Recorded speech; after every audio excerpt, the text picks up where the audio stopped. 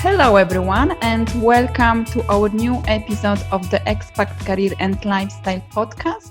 This is Dominika Miernik, your host, and today I have a very special guest with me, Patricia Qhobela Jenkins. She's the founder of Podcast Maven, a podcast editing and coaching company. And with Patricia today, we're going to speak about her international journey, how she started her international journey, and also how to successfully create and grow your podcast and express your message and ideas through podcasting. So hello, Patricia, and welcome to the show. Hi, Dominica, and thank you so much for the invitation. I'm really pleased to be here. I am really excited to have you. So please tell us more about you, how you started your journey. So I know that you are from the UK and now you are based in US. So tell us a little bit more about your expat experiences and also, how you started your expat journey. Wow. Okay. Well, hi, I'm Patricia. And yes, I run Podcast Maven. Wow, my expat journey really started in 2010. I'm British, but my parents are from Lesotho. So we were living in Lesotho at the time, all of us. I had graduated from college and I was working in a job at a bank. And that's when I met my now husband, and his contract was up in Lesotho. And he asked me to go with him, and I thought, why not? Because love rules. Mm-hmm. And that was my first expat trip, and we went to Sierra Leone, which is in West Africa. Excuse me. This was just, I think it was a little bit after the war, and the country was rebuilding. So it was quite an amazing experience to be in a country that was rebuilding itself. But that's when I quickly learned that expat life is not about ladies' lunches and, just lying around and meeting people. Everybody I met was busy. Mm-hmm. And it put it into perspective that it's very important how you fill your time. There's only a certain amount of holiday living that you can do, but after a while you realize I just need to do everyday life in this country. We left Sierra Leone after about 9 months, and then there was a lot of back and forth to South Africa, living in Cape Town, because I have 2 stepkids and they were in school at the time, so I was managing them, if you will, because they were in boarding school. But and then do I remember the countries I went to? Mm-hmm. Then we spent a little bit of time in Namibia. And again, in these countries, I was not allowed to work. If you're an expat, you know that there's a term trailing spouse. So I became the trailing spouse. So I could go to these countries because of my husband's visa, but I wasn't allowed to work in these countries. And after a little while, that can really wear you down. I understand the fairness of it. Most of these countries, there's a population that is unemployed and you cannot take jobs away from a local. But it really began to make me feel like I was just a useless limb or an appendix. You used to have a purpose, but now you really don't. Fast forward, we went to Lebanon. And this is where I really cut my teeth as an expat. This is when I started learning about working online and online jobs. And it was just beginning to gain traction in the US. And I had a lot of time to spend on the internet. Mm-hmm. So basically, I was spending my days kind of investigating how do people work online and just, dabbling on that freelancer platform where people charge less than $5 an hour. I won't name it because I didn't know that there were other options. So that's, in short, my expat story. I really started trying to move away from being a trailing spouse and building something for myself in about 2016, I'm going to say, or 2015, but Mhm. not really knowing what I was doing or how I was going to do it in a country where I wasn't allowed to work. Hmm. Yeah, so you have moved a lot. So it's like a mix of between expat love and expat partner, your experience, and now turning into expat entrepreneur, let's say. So what do you think was your biggest challenge in your international journey? Like the biggest challenge that you had to overcome? Wow. I think the biggest challenge was actually personal and emotional, and it was kind of a loss of identity with each move. Mm-hmm. Um, because, you're going with somebody, you're going to a new country, but you're just like, and the wife. Like, people, it seemed to me like I wasn't interesting enough for people to talk to or acknowledge once they found out that I don't actually do anything. Um, which is why I try not to ask people, hey, what do you do the first time I Mm-hmm. meet them? Because there's more to people than their job sometimes. But for me, it was that loss of identity, that I was only the spouse, or in some cases, the dependent. Like, I didn't even have a title. It felt like I was baggage in the household. So after not working for a long time, and you keep in contact with your friends back home and you see them progressing because they put in the hard work, you kind of, no, let me say, I kind of felt like I was falling behind and that my skills were becoming irrelevant because I wasn't keeping up with the marketplace. Mm-hmm. So it was, again, just teaching myself that I can start from scratch, that skills are transferable, and also learning new skills, because that can also be quite daunting. So that, for me personally, were the biggest challenges that I had to overcome. And also moving forward and not knowing exactly what I was doing to create a business. I didn't know that I wanted to create a business until I created one. Mm-hmm. Yeah. So, like, what did you do? So you said that you start like learning new skills. Like, what other things did you do, like, to overcome this challenge? Right. Okay. So as soon as I heard about working online, really started researching it, and I looked at what skills I could viably use to gain some experience on some of these platforms. And I just decided that I was going to be a virtual assistant. Mm-hmm. And this is what I started applying to do, and I started applying for jobs. And it was tough. I mean, I wasn't always consistent with it. Sometimes you would apply for, I don't know, 10 jobs a day and you wouldn't even get a response. So it could be frustrating. And then I would, just kind of sit back and quit. But I kept going back to it. And eventually I met an amazing woman, and we're still friends today. And I became her virtual assistant. And then she decided that she wanted to create a podcast, but she didn't want to know about any of the mechanics. She just wanted to record it, and I Mm-hmm. should find out how to do it. So that's how I finally found out about podcasting, and I started researching it and how do you record it? What equipment do you need? In parallel to that, working online was becoming more known, especially in the US. And there was a course that I did. I'm not. You can cut it out. It's called B School by Marie Folio. Mm-hmm. No, we will And leave it. basically, Yeah. she takes. Okay, Yeah, it's we called B like Marie School. Forleo. Yes. Oh, yes. Yes, her course is really great. But B School, I think it was like the last 3 days, I was just searching social media and I came across this post about B School and winning a scholarship. And then I did some research and I'm like, this is too good to be true. This is too good to be true. This woman has got a course that's going to teach you how to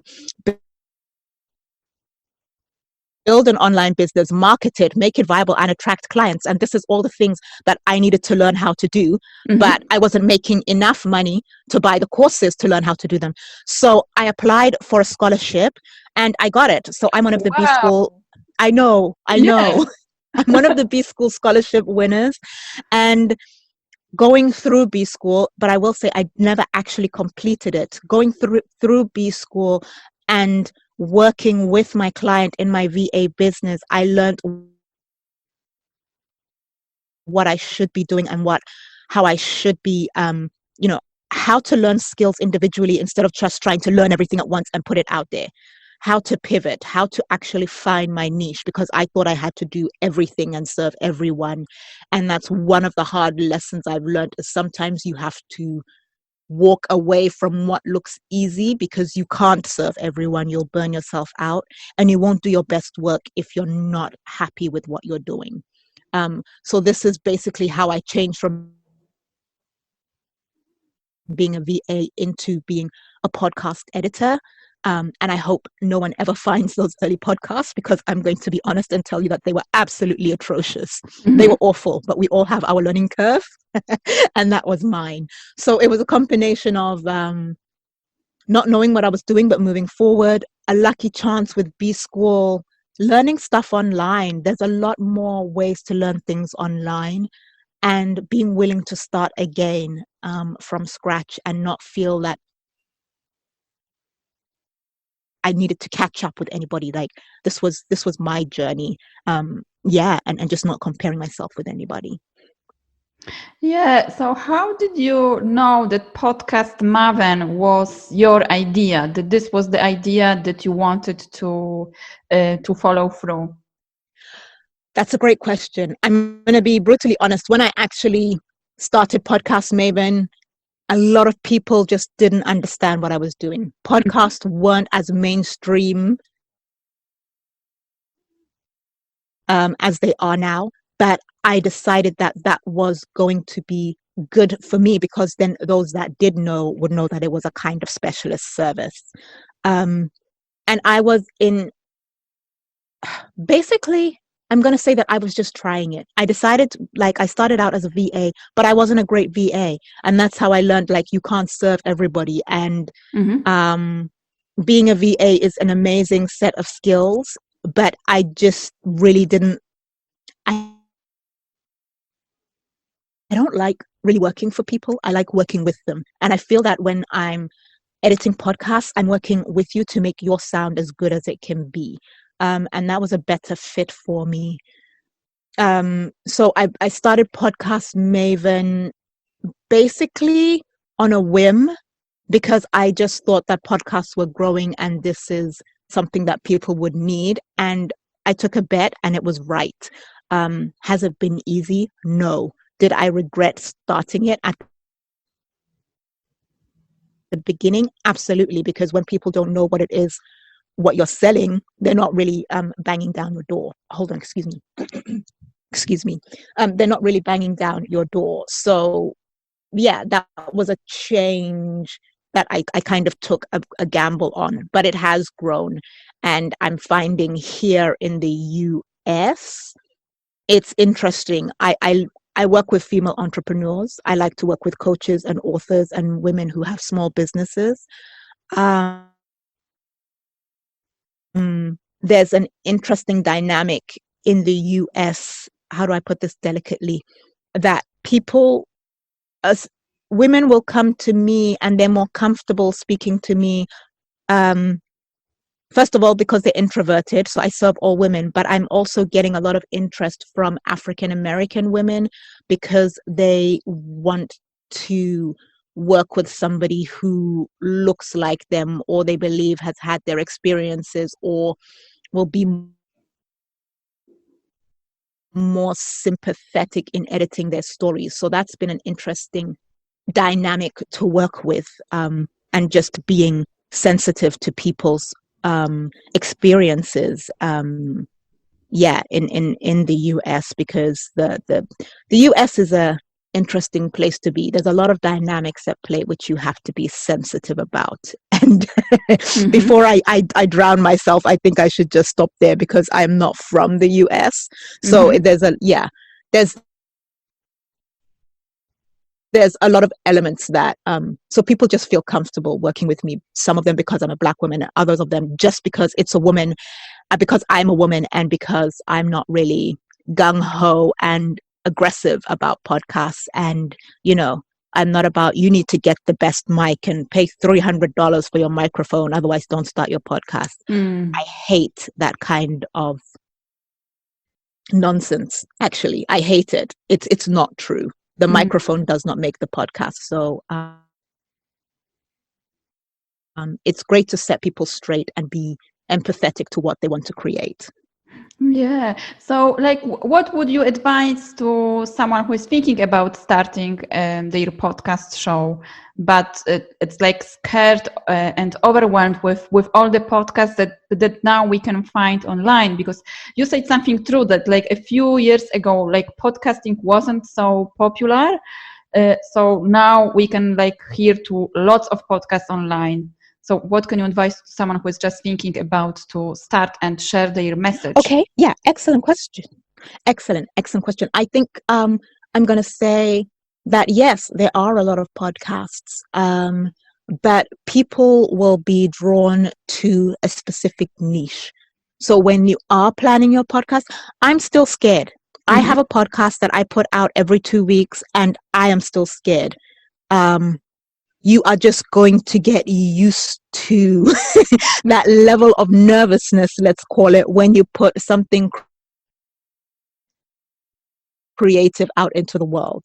So yes, the fear will go away. Yes, you will begin to enjoy it. But my biggest advice to you is don't just start. That's the best way to just fade. It's going to take a bit of planning and a bit of work. Do your research. Don't get stuck in researching for like 3 months. Pick a date 3 months down the line. That's going to be your start date. Do whatever you need to do to make yourself accountable to keeping to that date. And then the biggest thing you can do is plan out your content. Excuse me. Most podcasts are, episodes, or episodic. So plan out your content. Don't just say, I want to talk about expats. Which expats? What area are you focusing on? Why do you need to talk about this? Who are you aiming your podcast at? What questions are you providing the answers to? And when you think about those questions, write it down. What are the topics that spring from those questions? And then those topics become episodes. You need to get a pen and paper, or however you think about it, do a mind map. And then from those topics, you will create episodes. And then once you've got those episodes, then that is when you can start recording. So that is how I would advise you to start. It's like before you really hit record, you should have a plan for your first season. That will be the easiest way to start. Because then you'll realize how much planning you're going to need to do, what your content is going to be, and then you can focus more time on learning about the equipment and recording without, hurriedly creating an episode. So give yourself the time to do that, but do plan out your first season. That is my best advice. Yeah, so it's like niching down and planning, and then you can think about equipment that you need. Yeah, absolutely. And I'd also say don't get too starstruck on equipment. I would rather that you recorded in your closet under a blanket, and I know I'm going to be crucified for this, with the earbuds that came with your phone, and preferably wired, not Bluetooth. Then you go out, buy a Blue Yeti and record in your office, which has got no soft furnishings or nothing to absorb the sound. Don't, how will I say it? Don't look at the pictures of people podcasting and think that setup is meant for everybody. They are really pretty pictures, but you also need to podcast in the right environment so that your sound is as good as it can be. It doesn't have to be NPR, but it needs to be as good as it can be, because sometimes tech can really mess you up. So my hot tip would be, if you're starting out, please buy a dynamic microphone. They kind of look like the mics that you use for karaoke.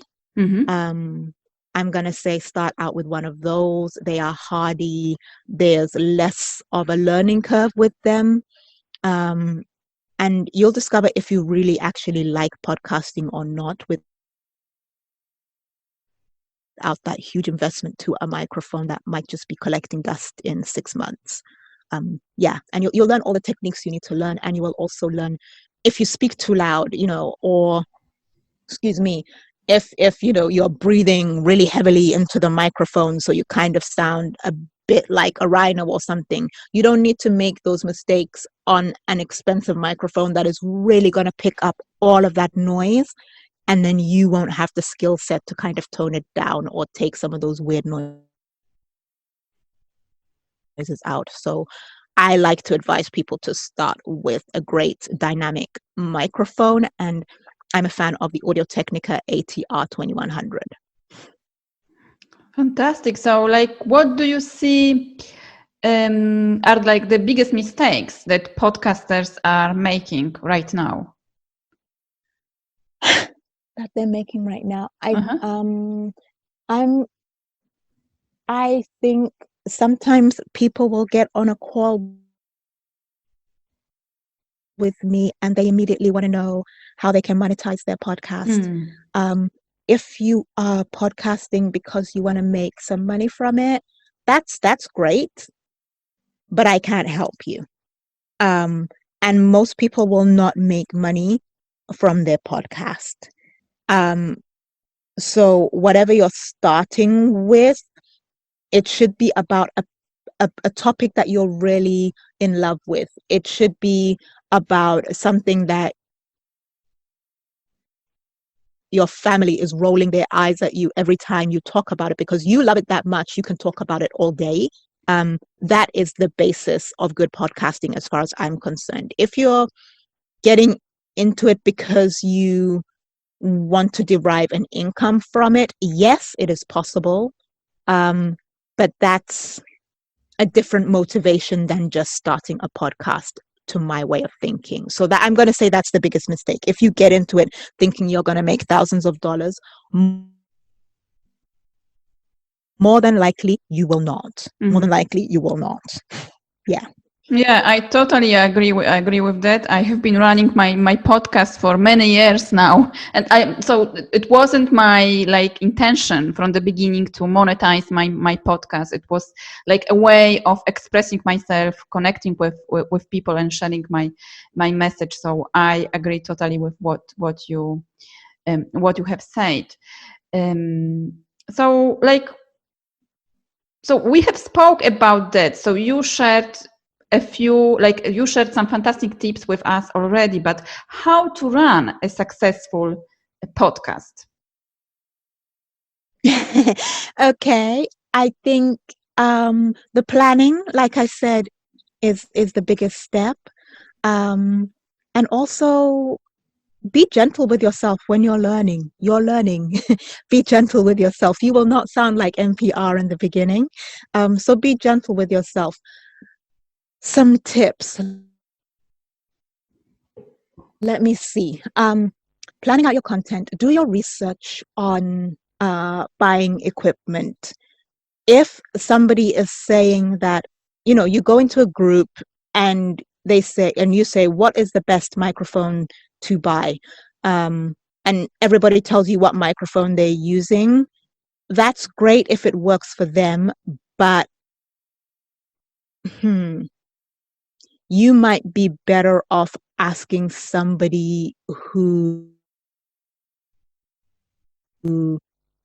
edits their own stuff and is good at it, or is out, or who edits like I do. What is the best microphone for your environment? Because where you're recording is important. Running a successful podcast. Let me see. I'm going to say at the beginning, There's going to be a steep learning curve, so be prepared for that. And also, you don't have to release a podcast every week for it to be successful. You do have to release it on a pretty regular schedule. And whilst you're learning to podcast, be honest with yourself about how often that is. Maybe it would be great to release an episode weekly, but when life gets in the way, might it not be easier for you in terms of your work and just life around you to do it every 2 weeks or even every 3 weeks? There really isn't a rule about you need to do it X times a month to be successful. So some of these things, create the rules for yourself and stick with it. And also, a successful podcast, you need to define what a successful podcast is to you. Is that download numbers? Is that creating a little niche community where you can talk about whatever your topic is? Because sometimes I think we think about podcasts and like we are covering serious topics. There's podcasts about chickens. There's a podcast about somebody who makes whips. And I know that sounds really weird, but there's this community that is interested in how whips are made and the different purposes. And there's a podcast about, going to the bathroom. There's actually a podcast about doing a number 2. This is a podcast. So what is a successful podcast to you? Is it creating a community that's always prepared to have these discussions? Is it talking about a subject that perhaps in your community is taboo and you need an outlet and you become a resource for people? Is that not successful? Define what a successful podcast is to you in your own terms. And are you prepared to keep doing this even though your download numbers might not be 1,000 or, a couple of hundred per episode? Is what you're doing important enough for you to keep continuing without looking at some of the data? So define success for yourself. That was really long-winded. Thank you for sharing. I agree also with that. Yeah, so it's like about defining what success does mean for you, not for and finding your topic and niche. So great advice here. So what can you advise, for example, because we can have different type of podcasts, like a solo podcast, or you can invite guests, or you can do a mix solo and inviting guests on your show. So how to choose the right guests, like for your own podcast, how to invite them to your show, for example? Okay, super. So great question. If you want to do an interview podcast, that is great. Set up your process first before you invite anybody. As a guest, I like the process to be easy and straightforward. And remember, you might be interviewing somebody that is not a podcast fan or isn't aware of what's needed. So get your process in place first. Make it as easy as possible. So you do your research. I find a lot of my guests on social media. I follow them. We start conversations. Sometimes I put out a call out. It can be as simple as that. Excuse me. But then what happens is I just send them one link and then they fill in a form. So I have kind of their name, their contact details, and the outline of their story. And, like I did for you, I sent you my media kit and my links and things like that even before we spoke, so that you kind of had an idea of who I am. So in your podcast preparations, perhaps just get a free Gmail address that is solely for your podcast. And this is where you will do all of your podcast admin. Make the process easy for your guests. Make it so that they only have to send you things once. You can choose between doing a pre-interview, which is what I do. So I have a call with the guest where I just talk to them a little bit for 15 minutes and get to know them. Or sometimes you can send them sort of the outline of the questions that you will be asking them. You decide what you want to do. Make sure your guest is prepared on the day. Where do you want them to be sitting? They should always be wearing headphones. That shouldn't be optional. Please make them wear headphones. Mm-hmm. And, it would be helpful if they could be in a quiet place for a little while. Just make sure everything that you take for granted, that they know what they should be doing. Don't assume that they know all about your setup or what is required from them. Make it easy and make sure that you've told them what all of the steps will be. Great, fantastic. So yeah, are you wearing your headset? Absolutely. Yeah, I am. Absolutely. And I just had a brain kind of storm when you were asking me about how to decide how to set up a successful podcast. One thing I didn't say that I want to say is it's always a good idea to get some episodes batch recorded before you release your podcast. Always have some interviews or podcast episodes in the bag before you release your podcast. I just wanted to make sure I said that. Sorry. Mm-hmm. Yeah. Great. So thank you for sharing that. So I know that you mentioned monetizing podcasts. So it's not your topic. Let's say. But what can you advise to someone who is thinking about monetizing and attracting maybe advertisers? So what you can say on that? Okay, so if that is one of your goals, there are platforms where it is easier to get sponsorship, and you can use Anchor. That is a free platform. I am not a fan of free podcast hosting. But when you're looking at podcast hosts, a lot of them have options for you to monetize your podcast. So make that part of your research if that's the way you want to go. Normally, you have to have a specific number of downloads per episode for advertisers to get in touch with you. What else can you do? If you are a podcast that's about what's happening locally in your community, perhaps look to local businesses and say, hey, would you like to sponsor an ad in my business? Would you like to sponsor an ad in my podcast, since I'm talking about what's happening in the in our neighborhood? So maybe that might be a way for you to get some money that way. Off the top of my head, those are the two that I can think about. But do look into your podcast host. What options are they offering? And how many downloads do you need for you to be able to join their the options to monetize your podcast?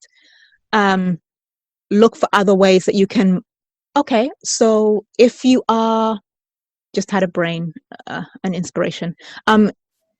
If you have created a community, let's just say, I don't know, you're talking about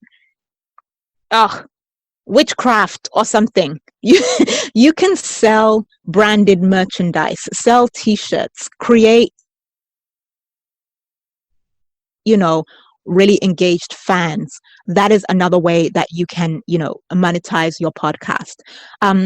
Stickers, mugs, t-shirts. These are options in which you can make a little bit of money, and where it's easier to do if you have a fan base. What's this other platform? Patreon. If you're creating a podcast that people are really invested in, you can create specific content for the people who support you monetarily, and they have access to bonus episodes or things like that.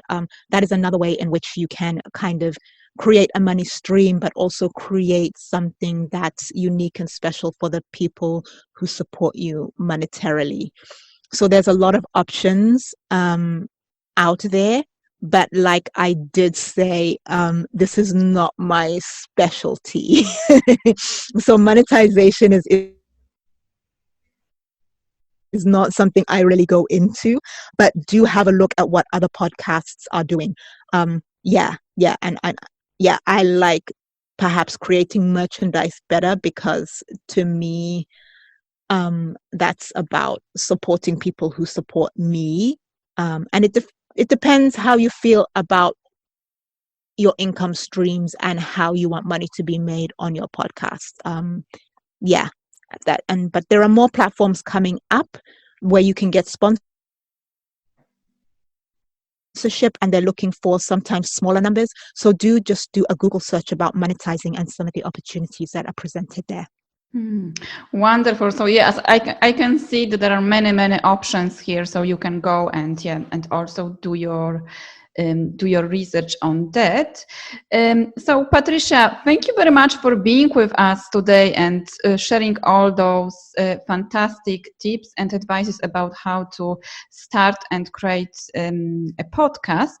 So tell us, what are your plans for the future, and also where we can find more information about you? And I know that you have a fantastic gift for our listeners, so tell us more about that. Okay, yes, I will. I missed the first part of your question. Can you just repeat it for me, please? Yeah. So what are your plans for the future? Okay, great. My plans for the future, personally, I won't be an expat anymore. So that's exciting. After about 10 long years, we are moving back to the UK. So that's going to be a journey, is being a repat and finally getting settled. I think being an expat has been such a big part of my identity that it's going to be weird to settle in one place. But I am excited about that. You can find me on my website, which is podcastmaven.com. I am happy to speak to anybody who is at any stage, even if you're just thinking about creating a podcast. I do a 15-minute discovery call where we can walk through your idea and I can answer your questions. It's totally obligation free. You can find me on Facebook, and that's Podcast Maven, all one word. You can also follow me on Instagram, and that's at _podcast_Maven. I would love to hear from you there. Goodness. Okay. My own podcast is called The Enterprising Expat, and I'm only on Instagram with that. So please follow me there when I talk to amazing expat women and find out about how they turned from trailing spouses into business owners. And lastly, let me catch my breath. I do have a freebie for your listeners. I created a quick guide if you are interested in starting your podcast and you just want to know what some of the steps are before you speak to anybody. It's called the Launch Your Podcast in 10 Quick Steps, and it will take you through everything you need to know to create your podcast. And you can find that at podcast-career.ck.page/FF300B6588. And you do not have to remember that. It will be in the show notes. Yeah, exactly. Yeah, I will put all the links. And it's just a download that will take you through creating your podcast. Yes, because that was really comfortable. Even reading it was a bit of a tongue twister. But it's just a guide that will take you through what you need to know and think about, and some of the equipment and different options for creating your own podcast to get you off to the best start that you can possibly have. Great, Patricia. So thank you once again for being with us today and for sharing this fantastic gift with us. I will put all the links with the show notes so people can go. Thank you so much. And find you and connect with you. Thank you. I really appreciate it. Thank you for the opportunity. It was lovely to speak with you, and I really do love your podcast. I think you're doing great work. I think we need more resources to serve expat women because it can be challenging to be an expat. So yeah, I think you're doing great work with your podcast. Oh, thank you very much for that. I am really happy to hear that from you, from the podcast editor. So great. So thank you very much for listening to this episode. So please tell us more. What are your learning points? What are your thoughts, insights about starting or creating your own podcast? If you have any questions, please share them in the comments, and I will be back soon with another fantastic episode. So thank you very much and speak to you soon. Bye.